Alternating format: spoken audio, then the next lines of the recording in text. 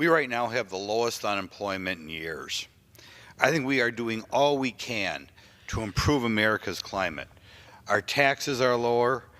Our regulatory agencies, I think, are the most pro-freedom, pro-business we've had in years. But the biggest problem that I find again and again as I go around my district, and I should point out Wisconsin's 6th Congressional District has more manufacturing jobs in it than any other district in the country, is that we can't find enough people to work. A little bit of that problem is due to the government competing with the private sector, providing people compensation for not working at all. But a lot of the problem is that our educational system has let America down in that they have turned their back on skills-based training.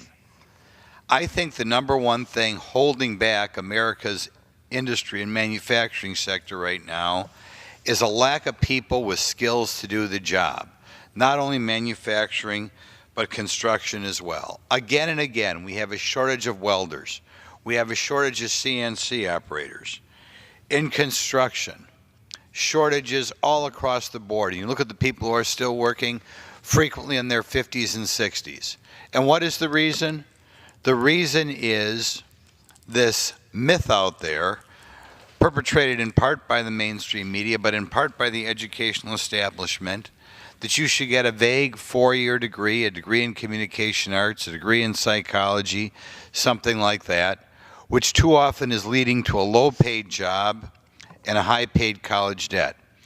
If instead you would go to, let's say, a trade school, as I do in my district, you can have people who become apprentices and make money as they're earning, and they can wind up making $70,000 or $80,000 or $90,000 before they're 25 years old, when some of their classmates are still ringing up the debt in the traditional college. The Workforce Development Committee, as we work through our bills, again and again is looking to fill this gap. We can no longer do this disservice to so many young people, encouraging down an expensive path that does not lead to a well-paid job. And the future of America depends on its construction and its manufacturing. We cannot continue to be a great country if our factories do not get some of the best minds and hardest working people to do the work. So I encourage anyone out there listening, particularly anyone advising young people, be they professional guidance counselors who have so often let people down, or parents or grandparents or other mentors, look into skills-based education. Carefully compare how much people who take this route are making compared to people who go to a 4-year college. Look how much debt they are ringing up compared to how much debt other people are ringing up.